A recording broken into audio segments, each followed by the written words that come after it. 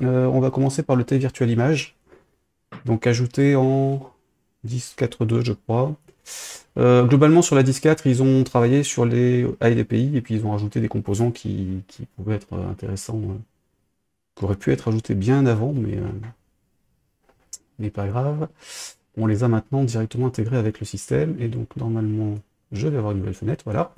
Alors le premier que je vais vous montrer, je vais le faire proprement avec le T Virtual Image, qui est un composant qui est potentiellement peut remplacer le T-Image, et qui gère le IDPI, donc il va choisir l'image qu'il faut par rapport à la résolution de l'écran sur lequel il s'affiche. Donc pour ça, je vais rajouter un data module aussi, que j'ai pas dû rajouter par défaut dans celui-là, donc je vais passer par là.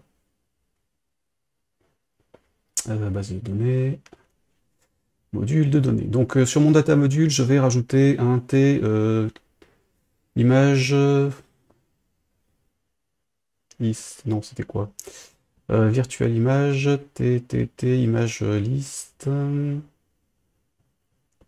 Je sais plus son nom, c'est pas grave, dès qu'on a la main, je vais pouvoir le retrouver. L'image.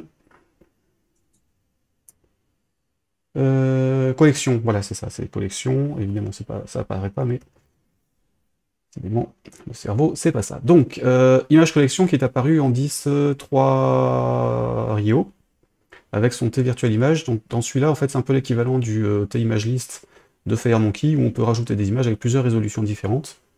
Alors, pour une fois, j'avais préparé le truc, et du coup, j'ai des images avec plusieurs tailles différentes dans mon dossier. Ce qui peut être plus sympa pour faire des tests. Et là, en l'occurrence, j'ai pris des boutons que j'ai utilisés sur une application de météo. Donc j'ai un point d'interrogation et puis une grenouille, tout sympa, avec différentes tailles du truc. Et donc je vais tous les sélectionner, je fais ajouter. Et j'ai donc deux images qui vont se rajouter dans ma liste d'images, dans ma collection, mais chacune a plusieurs versions. Donc selon la résolution de l'écran et puis la taille d'affichage physique que je vais lui donner, il va choisir une image ou une autre, et prendre la plus adaptée en prenant la plus grande et en la réduisant plutôt que la plus petite et en l'agrandissant.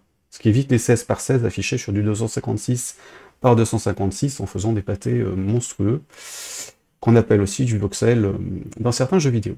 Donc j'ai mis ça ici dans l'unité, je vais faire un ajout, décidément.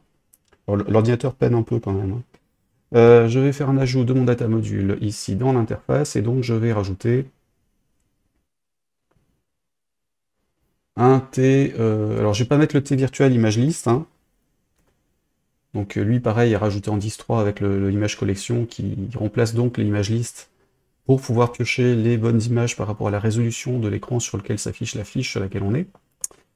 Mais un T virtual image list, donc un nouveau composant qui sera associé à une collection d'images.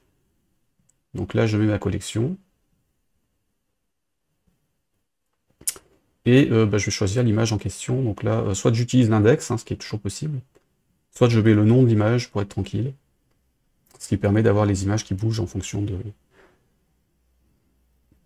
de l'ajout ou la suppression d'une autre image. Bon, il n'a pas l'air de vouloir. Oui, c'est vrai que les clics ne marchent plus sur cet ordinateur. Voilà, donc là par exemple, je vais prendre la grenouille. Et donc j'ai mon image de grenouille qui sera correcte, quelle que soit la taille, jusqu'à ce qu'elle soit plus grande que 512 par 512. Jusqu'à partir du 512, qui était la taille maximale de l'image que j'ai donnée, il fera un agrandissement de l'image en cours, donc elle commencera à pixeliser. Mais en tout cas, quelle que soit la taille qu'on donne, elle sera bonne, alors qu'une image en 16:16 qu'on mettrait sur un bouton, par exemple, ne sera pas de la bonne taille. Évidemment, comme avec FireMonkey, il faut fournir des images de tailles différentes au projet pour les rajouter à la collection d'images sur laquelle on travaille, et mettre la collection plutôt dans un data module, puisque forcément, c'est l'endroit où seront stockées les images, donc c'est volumineux, et ça prend des ressources inutiles quand on le charge en mémoire, en plus de pouvoir alourdir inutilement les fiches. Quand on a la même image dans plusieurs, autant la mettre au seul endroit qui est commun à toutes.